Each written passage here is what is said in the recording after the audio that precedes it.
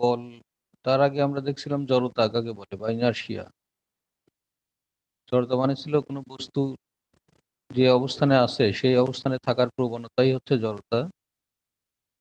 বস্তু দুই অবস্থানে থাকতে পারে, একটা হচ্ছে স্থিতি জড়তা আর একটা হচ্ছে গতি জড়তা। স্থিতি জড়তা কার উপর নির্ভর করে? বস্তুর ভরের উপর। ভরের উপর। আর গতি জড়তা ভরবেগ। ভরবেগের উপর। আচ্ছা, তাহলে এই জড়তার পরিবর্তন হওয়া দরকার। আমরা যে কোনো কাজ করতে গেলে বা এই যে যত ঘটনাগুলো ঘটতেছে মহাবিশ্বে, সব কোনো বস্তু স্থির বস্তু একবারেই স্থির নাই, সে মাঝে মাঝে গতিশীল হচ্ছে বা গতিশীল বস্তু আবার স্থির হচ্ছে, এইভাবে চলতেছে। তাহলে এই যে জড়তার পরিবর্তন যদি ঘটাতে যাই, তাহলে আমাদের বাইরে থেকে কিছু একটা প্রয়োগ করতে হয় না? বাইরে থেকে কিছু একটা প্রয়োগ করতে হয় জড়তার পরিবর্তন ঘটানোর জন্য। ওই যে কিছু একটা প্রয়োগ করতে হয় বস্তুর জড়তার পরিবর্তন ঘটানোর জন্য, ওই কিছু একটাকে বলা হয় কি? বল। বল বা ফোর্স বলা হয়। আচ্ছা, তাহলে ওই ফোর্সটাই হচ্ছে মূল আলোচ্য বিষয় এই চ্যাপ্টারের। আচ্ছা, তাহলে ফোর্সটা প্রয়োগ করতে গেলে আমার কয়টা জিনিস দরকার? কোনো বল যদি আমি প্রয়োগ করতে চাই কোনো বস্তুর উপর, কয়টা জিনিস আমাদের জানা থাকতে হবে বলো তো? তিনটা জিনিস। বলের প্রয়োগ বিন্দু লাগবে, তাই না? আমি যদি বল প্রয়োগ করতে চাই এখানে, তাহলে কয়টা জিনিস লাগবে আমার? একটা তিনটা লাগবে জিনিস হচ্ছে লাগবে। বলের প্রয়োগ বিন্দু লাগবে, আর আর একটা বল মানে নির্দিষ্ট বলের মান। একটা বলের নির্দিষ্ট মান মান লাগবে, আর দিক। আর আর বলের দিক। যেহেতু একটা ভেক্টর রাশি, বল একটা নির্দিষ্ট দিক বরাবর প্রয়োগ করতে হবে। তিনটা জিনিস আমার লাগবে। তাহলে বল প্রয়োগ করতে গেলে এই প্রয়োগের উপর ভিত্তি করে একটা আছে বল স্পর্শ করেই কোনো বস্তুর উপর যদি আমি স্পর্শ করেও প্রয়োগ করা যায়, আর স্পর্শ না করেও প্রয়োগ করা যায়। তাহলে প্রয়োগের উপর ভিত্তি করে বল কয় প্রকার? দুই প্রকার। দুই প্রকার। হচ্ছে স্পর্শ বল।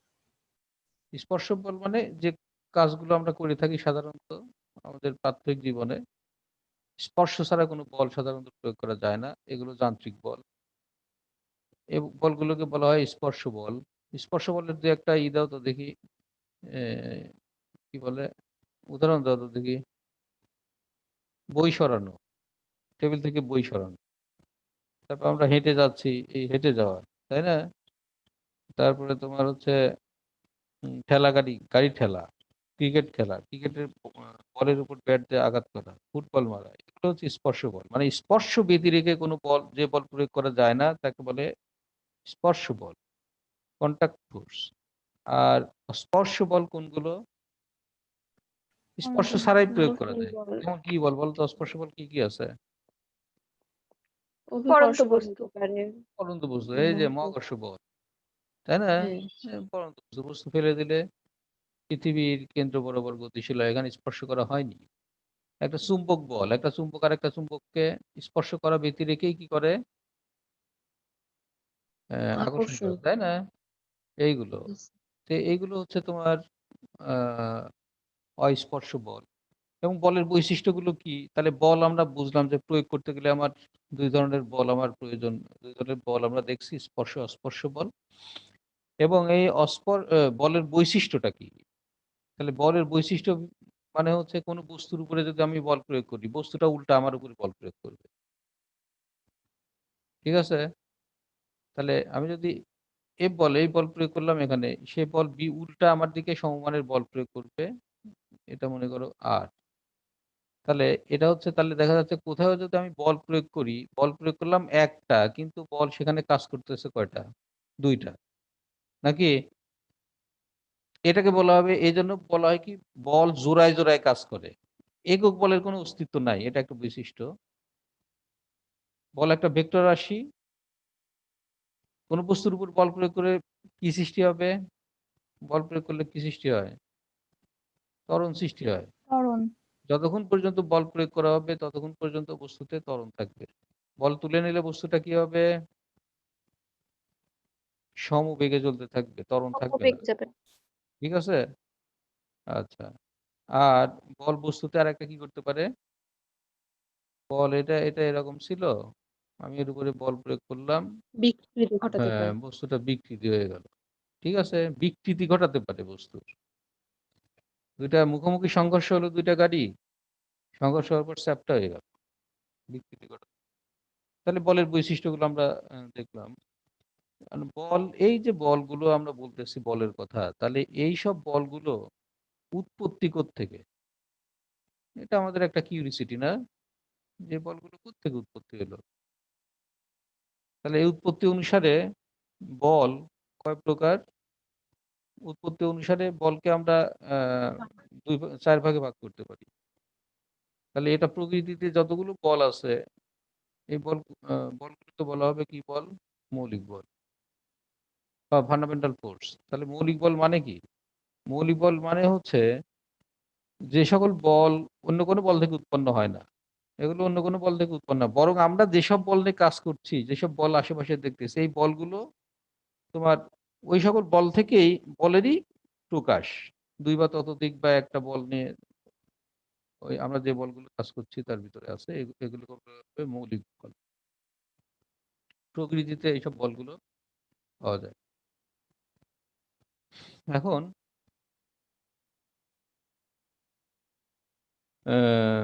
তে বল চার প্রকার আছে। কয় প্রকার আছে এটা? চার প্রকার, তাই না? 4 টাইপস। চার প্রকার আছে। কি কি আছে বলো তো দেখি?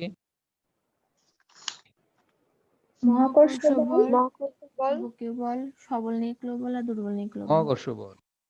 আচ্ছা, মহাকর্ষ বল কার কার ভিতর ক্রিয়াশীল? একজন বলো তো, কিসের মধ্যে ক্রিয়াশীল? দুইটি বস্তুর মধ্যে। এটা বস্তু। মহাবিশ্বের যে কোনো দুইটি বস্তুর মধ্যে। মহাবিশ্বের যে কোনো দুইটা বস্তু। বস্তু মানেই তার কি থাকতে হবে? ভর থাকতে হবে, তাই ভর। তো?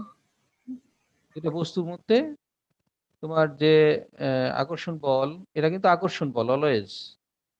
এবং এই মহাকর্ষ বলই এই যে মহাবিশ্বের যত গ্যালাক্সি নক্ষত্র আছে, গ্যালাক্সির মধ্যে যে নক্ষত্রগুলো থাকে, গ্রহ আছে, এদেরকে সাম্যাবস্থায় রাখছে এই মহাকর্ষ বল। বুঝছো? এর পাল্লা কত? কত পাল্লার ভিতরে আকর্ষণ করে? অসীম। অসীম। অসীম। আচ্ছা, এটার বাহক কণার নাম কি? গ্র্যাভিটন। গ্র্যাভিশন। গ্র্যাভিটন। গ্র্যাভিটন। তারপরে অন্য কি বল আছে? তড়িৎ চুম্বকীয় বল, ইলেকট্রোম্যাগনেটিক ফোর্স বলে। বুঝছো? ইলেকট্রোম্যাগনেটিক ফোর্স কার কার ভিতর ক্রিয়াশীল? ধনাত্মক আর ঋণাত্মক, ধনাত্মক আধান আর হচ্ছে চুম্বক নাকি স্যার? চুম্বকের আর মধ্যেও তো। চুম্বকের মধ্যে, অথবা দুইটা চুম্বক, মানে দুইটা চার্জ বা আধান, ধনাত্মক ঋণাত্মক দুইটাই হতে পারে কিন্তু, অথবা চার্জ এবং চুম্বক, অথবা দুইটা চুম্বকের মধ্যে আকর্ষণ বিকর্ষণ বল। বুঝছো? এই বলটা কেমন হতে পারে? আকর্ষণ হতে পারে, বিকর্ষণ হতে পারে। কত দূরত্ব থেকে এটা আকর্ষণ করে? ইনফিনিটি থেকে আকর্ষণ করে। এর বাহক কণার নাম কি? ফোটন। ফোটন। আচ্ছা, আর তোমার সবল নিউক্লিয় বল বা স্ট্রং ফোর্স বা স্ট্রং নিউক্লিয়ার ফোর্স, স্যার হচ্ছে চুম্বকের ক্ষেত্রে, হ্যাঁ, ওইটা হচ্ছে অসীমের ক্ষেত্রে কিভাবে এরা আকর্ষণ করবে? অসীম দূরত্ব থেকেও এরা আকর্ষণ করতে পারে। হ্যাঁ, করতে পারে, সমস্যা কোথায়? তোমার চার্জিত বস্তু যদি থাকে, চার্জিত বস্তুটা যদি অনেক বড় হয়, তাহলে সেক্ষেত্রে তার আকর্ষণের পাল্লা বেড়ে যাবে না? আকর্ষণ বা জি স্যার, বিকর্ষণের পাল্লা বেড়ে যাবে। জি স্যার, বুঝতে এটা পারছি। হচ্ছে অসীম। সবল নিউক্লিয়ার ফোর্স মানে নিউক্লিয়াসের অভ্যন্তরে, নিউক্লিয়াসের অভ্যন্তরে যে নিউক্লিয়ন গুলো আছে, নিউক্লিয়াসের অভ্যন্তরে কে কে থাকে বলো তো? প্রোটন আর নিউট্রন। এদের সাধারণ নাম কি? নিউক্লিয়ন। নিউক্লিয়ন। নিউক্লিয়ার। হ্যাঁ। নিউক্লিয়ন। নিউক্লিয়াসে যা থাকে নিউক্লিয়ন, তার ভিতর প্রোটন নিউট্রন। বুঝছো? এখন এই নিউক্লিয়ন মধ্যে পরস্পরের, নিউক্লিয় সমূহের মধ্যে নিউক্লিয়ন গুলোকে যে একসাথে ধরে রাখছে নিউক্লিয়াসের মধ্যে যে বল, তাকে বলা হবে কি? সবল নিউক্লিয় বল। বুঝছো? নিউক্লিয় বল। এদের পাল্লা কত?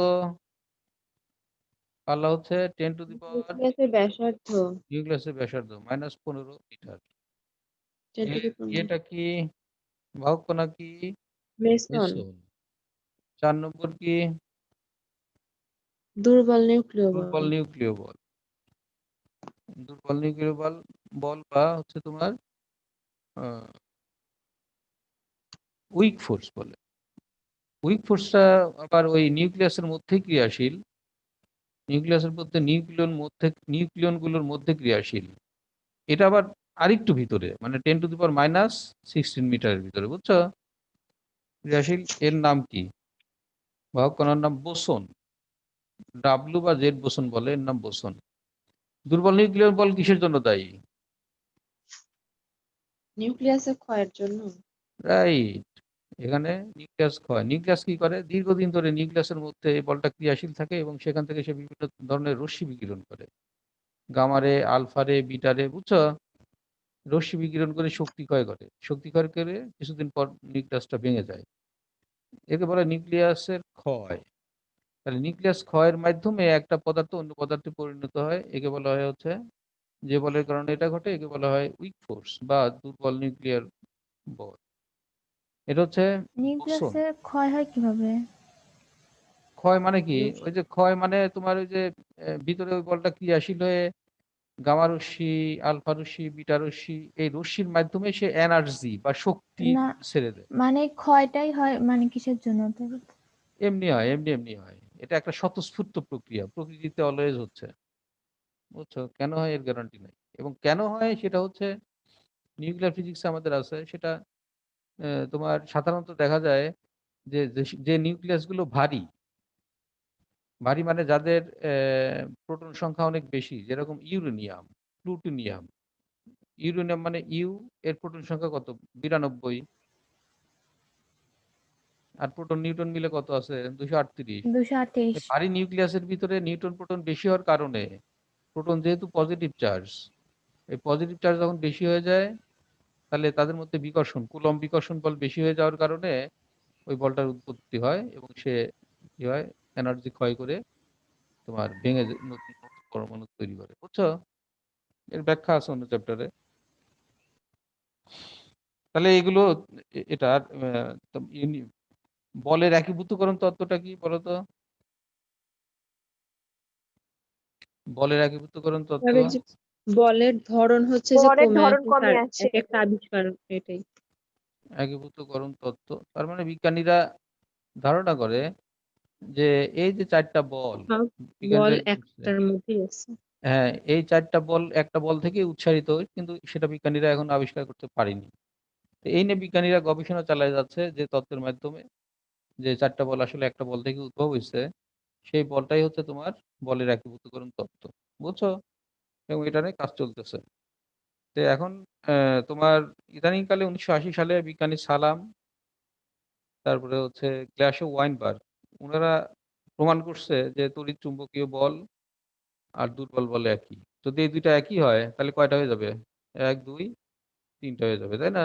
তিনটা হয়ে যাবে। বিজ্ঞানীদের ধারণা যে তিনটা, এই আহ, অদূর ভবিষ্যতে হয়তো বিজ্ঞানীরা এটা আবিষ্কার করতে পারবে যে মহাবিশ্বে আসলে একটা বলই আছে, এবং এই বলগুলো, বল যদি একটা বল থেকেই যে এইসব বলগুলোর উদ্ভব, এটা যদি আবিষ্কার করতে পারে তাহলে প্রকৃতির আরো অনেক সমস্যার, জটিল সমস্যাগুলো সমাধান করা যাবে। তাহলে দেখো এই পর্যন্ত আমাদের কতদিন পর্যন্ত পড়া ছিল, কারণ এই এই চ্যাপ্টারটা খুবই ইম্পর্টেন্ট একটা চ্যাপ্টার, যার জন্য আমরা একটু ঝালাই করলাম আর কি, এভাবে মনে রাখতে হবে।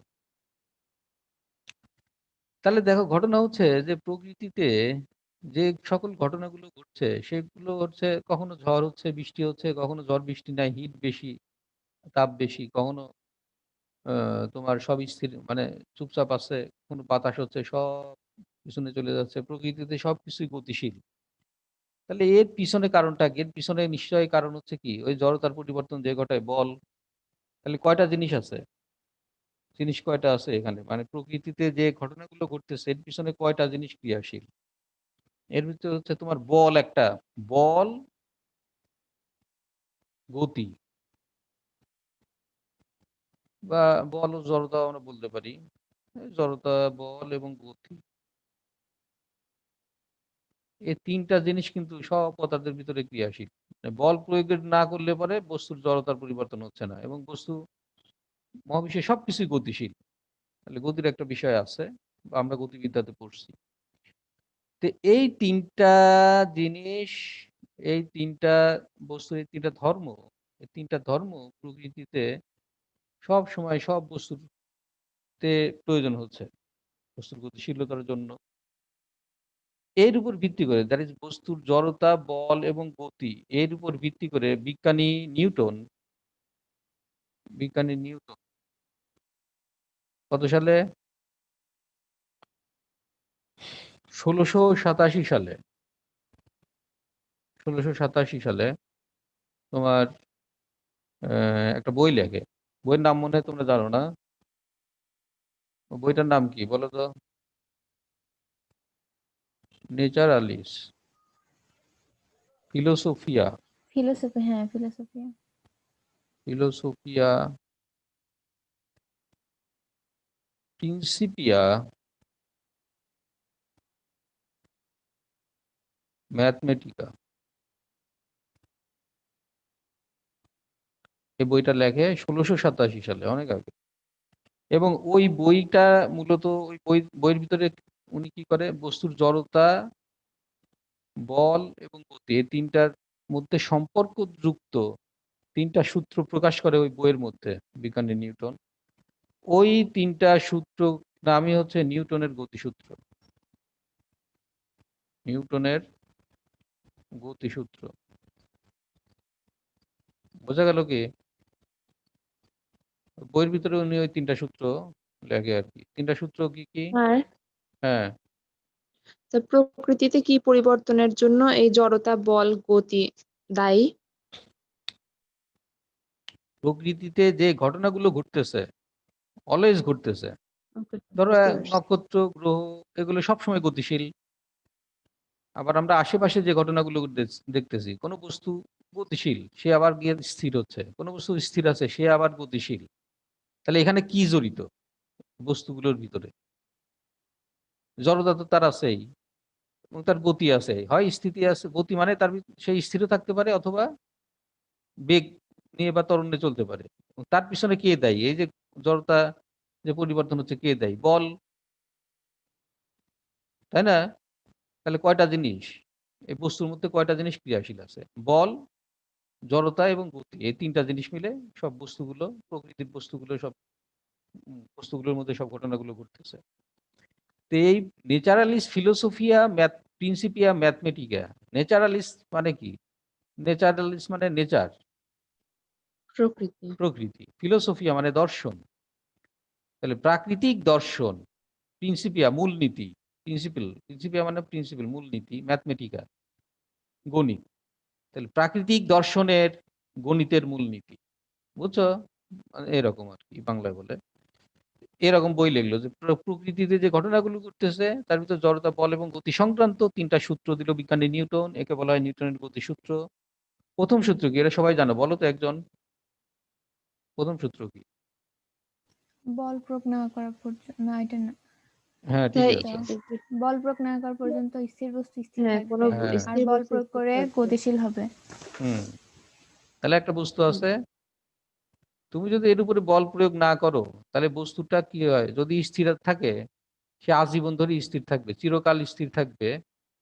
আর যদি সে গতিশীল হয়, বল প্রয়োগ যদি আমি না করি, এফ যদি জিরো হয়, মানে এফ যদি কি হয়?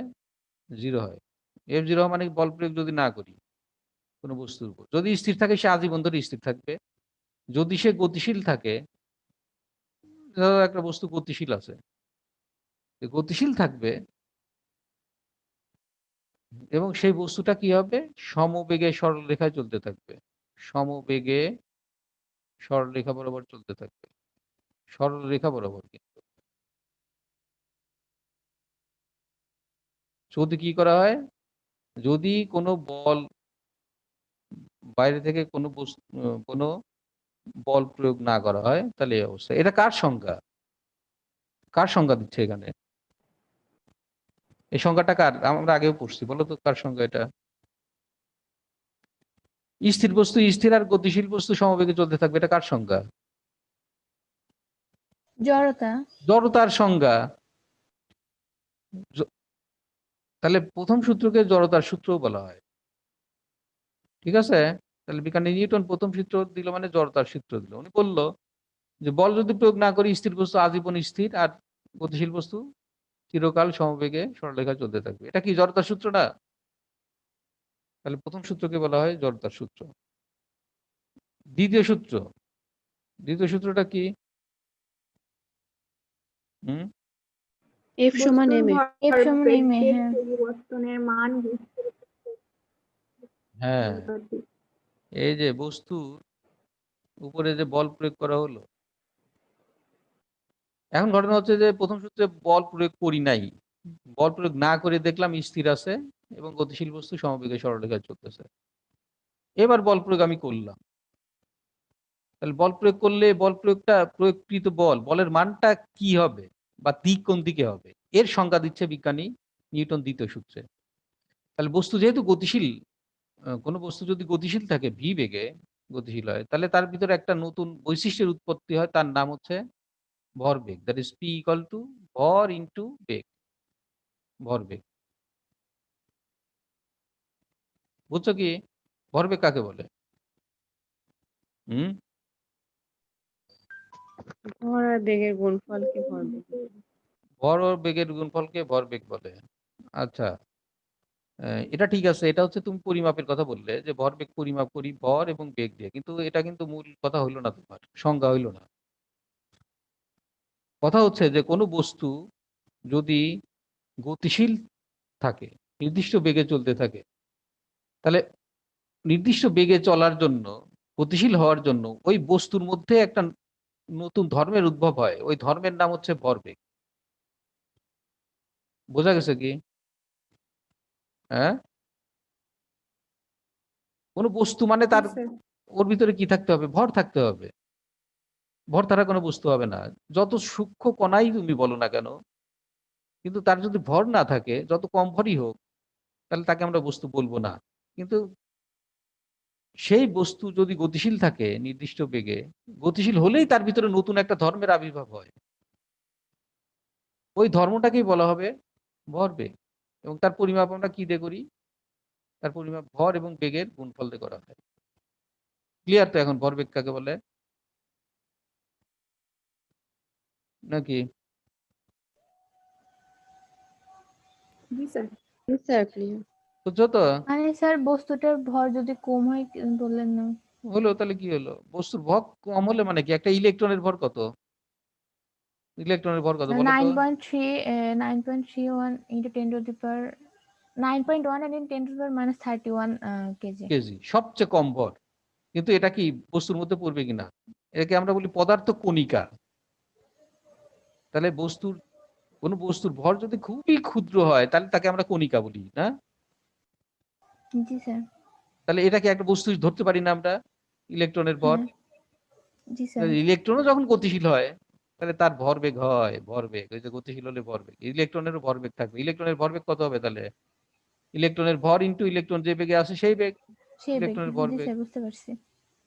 বুঝছো? তাহলে গতিশীল হলে তার হ্যাঁ। ভিতরে একটা ধর্মের উদ্ভব হবে, তার নাম ভরবেগ হবে। তাহলে যেহেতু এখানে বলা হচ্ছে যে দ্বিতীয় সূত্রে, তাহলে এই যে ফোর্সটা আমি প্রয়োগ করলাম ওই বস্তুর উপরে, এই ফোর্সটা কিভাবে আমি পরিমাপ করবো বা এর দিক কোন দিকে হবে? উনি বলতেছে যে বস্তুর ভরবেগের পরিবর্তনের হার, মানে আমি বল প্রয়োগ করলে তো একটা নির্দিষ্ট সময় ধরে বল প্রয়োগ করতে হবে, তাই না? টি সময় ধরে বল প্রয়োগ করলাম, তাহলে তার ভরবেগের পরিবর্তন হতে থাকলো, যেহেতু বেগের পরিবর্তন হচ্ছে। তো উনি বলতেছে ভরবেগের পরিবর্তনের হার, বলের সমান নাকি? হ্যাঁ, ভরবেগের পরিবর্তনের হার কার সমানুপাতিক? বলে বলের ওই যে যে বল প্রয়োগ করলাম তার সমানুপাতিক। বলের সংজ্ঞা দিল আর কি, বলের পরিমাপের সংজ্ঞা দিল যে বল কিভাবে পরিমাপ করা যায়। বুঝছো? হার মানে কি? হার মানে মানে কি? একক বলার হার, সময়ে, সোনার না হার। একক সময়ে যে ভরবেগের একক পরিবর্তনের সময় হার। মনে রাখতে হবে, এই যে টি সময় আমি যে বল প্রয়োগ করছি, বুঝছো? এই একক সময় যে বল প্রয়োগ করা হলো সেটাই হচ্ছে তোমার সেই সময় তো ভরবেগের পরিবর্তন হচ্ছে, তাহলে ভরবেগের পরিবর্তনের হার। তাহলে ভরবেগের পরিবর্তনের হার যদি আমরা ক্যালকুলাস দিয়ে লিখি, তাহলে কি হবে বলো তো? পি যদি ভরবেগ হয়, তাহলে ডিপি বাই ডিটি মনে আছে কি? এটা লেখা যায়, যায় কিনা? জি স্যার। সমানুপাতিক এফ। সময়ের সাপেক্ষে পি মানে ভরবেগ, ভরবেগের পরিবর্তন, ভরবেগের পরিবর্তনের হার সমানুপাতিক এফ, তাই না? এখন পি জি মানে স্যার। কি? পি মানে এমপি লেখা যায়, জি স্যার। লেখা যায়। আচ্ছা, পি জি তো স্যার। ভরবেগ, বেগ যেহেতু ভেক্টর রাশি, ভরবেগও ভেক্টর রাশি, তাহলে আমি ভেক্টর চিহ্ন দিয়ে কাজ করি। তাহলে ভেক্টর, এটাও ভেক্টর রাশি, এফ ও ভেক্টর রাশি। তাহলে ভি কি রাশি? ভেক্টর রাশি। তাহলে সেই ক্ষেত্রে দেখো এইটা সমানুপাতিক এফ। তাহলে এখান থেকে দেখো এমটা কি? এম তো ধ্রুবক, তাহলে এম কে বাইরে নিয়ে আসা যায়, ডিভি ডিটি নিয়ে আসা যায়, যাই জি স্যার। স্যার। সমান এটা কে এফ লেখা ডিভিডিটি যায়, এর এ সমানুপাতিক হয়ে করে যাবে। কে এফ লেখা যায়, লেখা যায়। হ্যাঁ, কে ডিভি ধ্রুবক, ডিটি হ্যাঁ। মানে বেগের পরিবর্তনের হারকে আমরা কি লিখতে পারবো? ত্বরণ। ত্বরণ, এটাকে আমরা ত্বরণ লিখতে পারবো। এটা সমান হচ্ছে কে এফ। তাহলে F, K F equal to M A একটা আমি পেলাম, কিন্তু এখান থেকে এই যে কে, এই কে এটা ঝামেলা করতেছে। কে হচ্ছে সমানুপাতিক ধ্রুবক, কে কে তাড়াইতে হবে। কে কে তাড়াতে হলে আমাদের একক বলের সংজ্ঞা দিতে হবে। একক বল কাকে বলে? একক ভরের উপর প্রযুক্ত হয়ে যে বল একক ত্বরণ সৃষ্টি করে, বুঝছো? একক বলের সংজ্ঞা হচ্ছে একক ভরের উপর প্রযুক্ত হয়ে, ভরটা একক, যে বল কি করে? একক ত্বরণ সৃষ্টি করে, ভরটা হচ্ছে একক। তাহলে সেক্ষেত্রে আমরা আহ, একক ভরের উপর প্রযুক্ত হয়ে যে বল একক ত্বরণ সৃষ্টি করে, তাহলে বলটা কি? বলটাও এফ ইকুয়াল টু 1 একক, বুঝছো? তাহলে কে বলা হবে একক বল। আচ্ছা আচ্ছা, তাহলে সেই ক্ষেত্রে আমরা যদি এগুলো মানগুলো সব এক বসাই দিই, তাহলে কি এর মান কত হয়? কে এর মান কত হয়? 1 আসবে। 1 1। আসবে। তাহলে সেই ক্ষেত্রে একক বলের সংজ্ঞা দিয়ে আমরা কে এর মান 1 যদি বসাই দেই, তাহলে আমরা এখান থেকে পাবো এম এ ইকুয়াল টু কত? M equal to 1 into F F. তার মানে এফ ইকুয়াল টু কত পেলাম? F equal to M A. M A. এটা হচ্ছে কার সূত্র? নিউটনের বিখ্যাত দ্বিতীয় সূত্র। সরাসরি দ্বিতীয় সূত্র যদি বলা হয় যে এটা হচ্ছে দ্বিতীয় সূত্র, কোনো সমস্যা নেই, তাও বলতে পারে। এই সূত্রটা এমন একটা সূত্র, একে বলা হয় বাইবেল অফ মেকানিক্স। মেকানিক্স বা বলবিদ্যার বাইবেল বলা হয় এই সূত্রকে। ছোট্ট একটা সূত্র, কিন্তু এর ভিতর কি নাই? গতি সংক্রান্ত সবকিছুই আছে এর ভিতরে। একটা বস্তুকে আমি ডিফাইন যদি করতে যাই, বস্তুর কি থাকতে হবে? ভর থাকতে হবে। ভর আছে এর ভিতরে? জি আছে, স্যার আছে। ভর আছে। উম, বস্তু ভর সেই স্থির থাকতে পারে, গতিশীল থাকতে পারে। গতিতে আছে না স্থির আছে, এর ভিতরে আছে না, ত্বরণের ভিতরে আছে না? কারণ হুম। ত্বরণ মানে তো বেগের পরিবর্তনের হার, তাহলে তার ভিতরে কি আছে দেখো। আর অন্যভাবে একটু লিখি, v2 minus v1 divided by T, এটা লেখা যায় না? লেখা যায় তো। তার মানে তার ভিতর বেগও আছে, তার ভিতর সময়ও আছে। দেখো, ভর আছে, আবার কি আছে? বলও আছে। তাহলে সবকিছু আছে ওই ছোট্ট একটা সূত্রের ভিতরে, এবং একটা সূত্র দিয়েই তোমার এই যে পৃথিবীতে বল সংক্রান্ত, গতি সংক্রান্ত যত ধরনের যন্ত্রপাতি আছে সব আবিষ্কার হয়েছে এই একটা সূত্র দিয়ে। এজন্য একে বলা হয় বাইবেল অফ মেকানিক্স। নিউটনের সেকেন্ড লকে বলা হয়, এবং এই জন্য নিউটন এত বিখ্যাত। আচ্ছা, তাহলে এখন এর এককটা কত? বলের এককটা কি? একক কত? একক হচ্ছে তোমার নিউটন। নিউটন না? বলের একক জি নিউটন। তাহলে স্যার। নিউটন কাকে বলা হয়? বলের একক যদি নিউটন হয়, নিউটন মানে কি? বলের একককে আমরা বলতেছি হচ্ছে নিউটন। তাহলে নিউটন মানে কি হচ্ছে? নিউটন এন দিয়ে লিখি, তাহলে এফ এর মান যদি নিউটন এন হয়, এম মানে কি? কেজি। আর এ মানে কি? Meter per second square. তাহলে 1 নিউটন মানে কত? Kg meter per second square. 1 kg meter per square. ঠিক আছে? তাহলে এখন আমি যদি বলি কোনো বস্তুর উপরে আমি 20 নিউটন বল প্রয়োগ করলাম, তাহলে তুমি কি বুঝবা? যে 20 কেজি বস্তুর উপরে কোনো বল প্রয়োগ করলে বস্তুটার ত্বরণ কতটুকু হবে? 1 মিটার পার সেকেন্ড স্কয়ার যদি 1 হয়। মিটার পার সেকেন্ড বা স্কয়ার। তুমি এমনি বলতে পারো যে 1 কেজি ভরের উপর প্রযুক্ত হয়ে 1 কেজি বস্তু আছে, তার উপর আমি যত বল প্রয়োগ করলে সেটা 20 মিটার পার সেকেন্ড স্কয়ার ত্বরণ সৃষ্টি হয়, এটা বলা যায়। যায় না? যেহেতু F equal to M A, এই যে F equal to M A, বিভিন্নভাবে বলা যায়। আবার 5 গুণন 5 kg into 4 meter per second square, এটা বলা যায়? তাও তো বিষয়, তাও বলা যায়, তাই না? তো সাধারণত আমরা যে সংখ্যাগুলো দেই একক ধরে সংখ্যা দেই, যার জন্য আমরা বলি যে 1 কেজির উপরে যে বল প্রয়োগ করলে 20 মিটার পার সেকেন্ড স্কোয়ার ত্বরণ সৃষ্টি হয়, বা 20 কেজি বস্তুর উপরে যে বল প্রয়োগ করলে 1 মিটার পার সেকেন্ড স্কোয়ার ত্বরণ সৃষ্টি হয়, তাকে সেটা হচ্ছে কত? 20 নিউটন বল। তাহলে বলের একক হচ্ছে এসআই একক তোমার নিউটন। বোঝা গেছে কি? আচ্ছা, এখন দেখো, তাহলে এইখান থেকে বল একটা ভেক্টর রাশি। আমরা এখান থেকে যেটা দেখতেছি সেটা আমরা সামারাইজ করি এখান থেকে। তাহলে সামারাইজ করলে আমরা কি পাবো? বল একটা কি রাশি? এখান থেকে কি দেখা যাচ্ছে? বল একটা কি রাশি? ভেক্টর রাশি, তাই না? একটা নির্দিষ্ট দিক আছে ভেক্টর জি রাশি। স্যার। এর দিক কোন দিকে? বলের দিক কোন দিকে? বলের দিক ত্বরণ হচ্ছে যদি তোমার, ত্বরণের হ্যাঁ, দিকে নাকি? ত্বরণের দিক আর বলের দিক একই দিকে। যেদিকে বল প্রয়োগ করা হবে সেদিকেই বস্তুর ত্বরণ সৃষ্টি হবে। আচ্ছা, যতক্ষণ ধরে বল প্রয়োগ করা হবে ততক্ষণ ত্বরণ থাকবে। দেখো, তাহলে বল যতক্ষণ ধরে আমি প্রয়োগ করলাম ততক্ষণ ত্বরণ আছে, কিন্তু বল শূন্য, বল শূন্য যদি হয় তাহলে এই সূত্রটা কি আসে? এই সূত্রটা কি আসে? 0 equal to M A equal to কত? 0, মানে ত্বরণ নাই। বল যখনই তুমি উইথড্র করবা ত্বরণ নাই, ঠিক আছে? ত্বরণ না থাকার জন্য, ত্বরণ নাই কিন্তু কি হবে? বস্তুটা কোন বেগে চলতে থাকবে? সমবেগে। সমবেগে চলতে থাকবে। তার মানে ভি একটা থাকবে। আমি যদি এরকম লিখি, V by V dv by dt সমান 0, এটা লেখা যায় না? তাহলে এখানে কত? ডিভি ইকুয়াল টু কত? 0। ইন্টিগ্রেশন করে দাও। তাহলে ভি ইন্টিগ্রেশন, ডিভি কে ইন্টিগ্রেশন করলে কত হবে? ভি হবে ইকুয়াল টু একটা কনস্ট্যান্ট, ইন্টিগ্রেশন কনস্ট্যান্ট থাকবে, আমরা এদিকে নিয়ে গেলাম কনস্ট্যান্ট। তাহলে এটা কি? ভি কনস্ট্যান্ট মানে কি? সমবেগ না? হুম। তার মানে বল যদি শূন্য হয়, বল শূন্য, বল শূন্য মানে কি? বস্তুটা সমবেগে চলতে থাকবে। মানে বল, তাহলে এটা মনে রাখতে হবে যে বল যতক্ষণ ধরে ক্রিয়াশীল হবে বস্তুর উপরে ততক্ষণ তার ত্বরণ সৃষ্টি হবে, দ্যাট ইজ বেগ স্যার বৃদ্ধি ওখানে কি হইতে থাকবে। ইন্টিগ্রেশন করলেন? হ্যাঁ, ইন্টিগ্রেশন করলাম দুই দিকে। ইন্টিগ্রেশন করলে তার একটা কনস্ট্যান্ট আসে না? কনস্ট্যান্টকে আবার ডাইনে নিয়ে গেলাম, আর এটা তো 0ই হবে। আর এই ইন্টিগ্রেশনের জন্য একটা কনস্ট্যান্ট আসবে, কনস্ট্যান্টটা ডাইনে গেল। তাহলে যতক্ষণ ধরে বল প্রয়োগ হবে ততক্ষণ ত্বরণ থাকবে, দ্যাট ইজ বেগ বৃদ্ধি হতে থাকবে। ত্বরণ যেই আমি তুলে নেব, বল যেই তুলে নেব, সেখানে কি হবে? বস্তুটা সমবেগ নিয়ে চলতে থাকবে। বলের দিক কোন দিক বরাবর হবে? ভরবেগের পরিবর্তন যেদিক হয় সেই বরাবর হবে। আর ভরবেগের পরিবর্তন কোন দিকে হয়? যেদিকে হবে সেদিক বরাবর ত্বরণ হবে, নাকি? তাহলে দ্বিতীয় সূত্র হচ্ছে কি? ভরবেগের পরিবর্তনের হার উহার উপর প্রযুক্ত বলের সমানুপাতিক, এবং বল যেদিকে প্রয়োগ হয় বস্তুর ভরবেগের পরিবর্তনও সেই দিকেই হয়।